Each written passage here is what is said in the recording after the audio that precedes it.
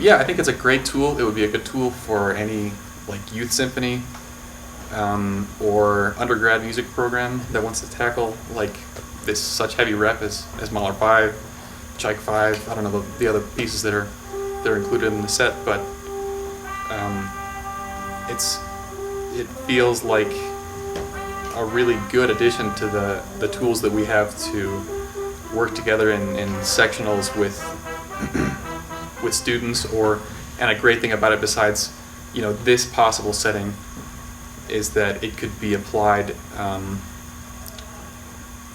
by a few students who just happen to have the set of books. Like all you need is a horn, trumpet, trombone, and tuba or something like that. And so the idea that they could take the initiative and do it on their own without a professor also is great to me.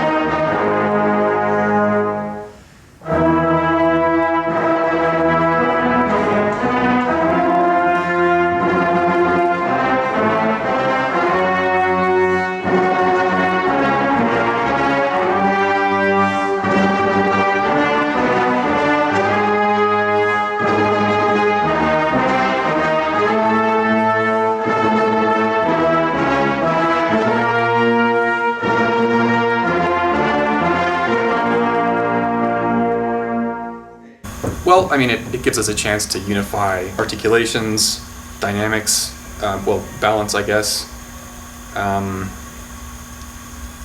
time, sound, like to unify all those things, and maybe more specific to the project, like you can do that in any setting, but more specific to this project, you can do it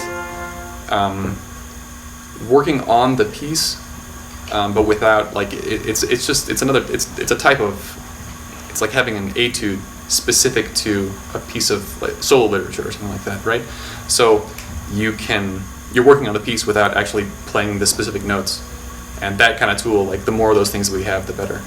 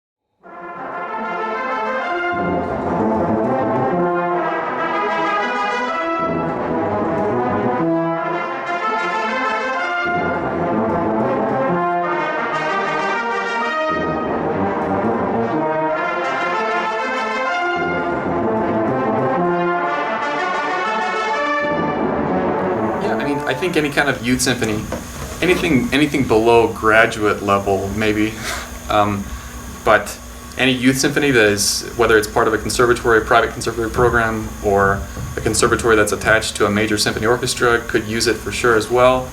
An undergrad music program, this would be a good way to introduce big rep that would otherwise be difficult to tackle to students who are new to such things, who've only played, Haydn or something Dvorak level rep.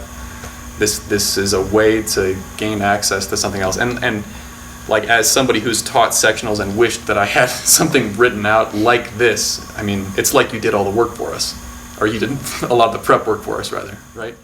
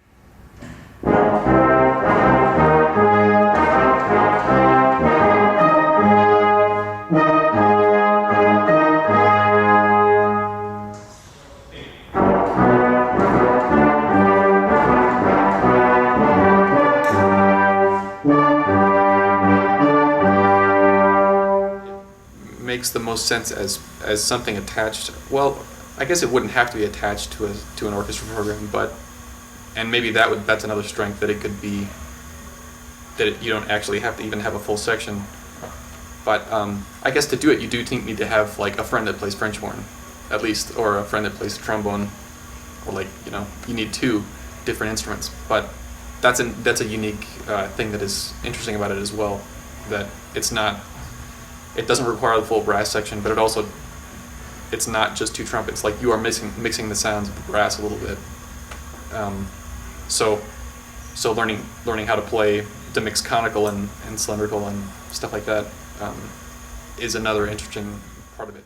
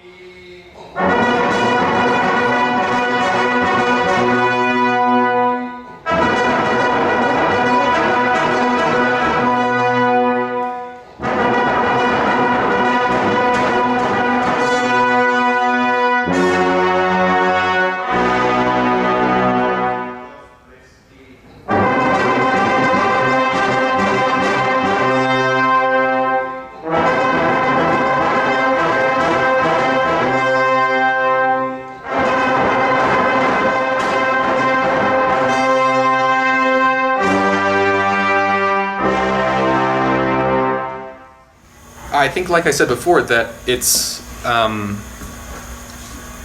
playing Mahler without quite playing Mahler. Like, you're getting about halfway there. You're doing the rhythmic part of it, but we're like putting the rhythmic motives, I guess.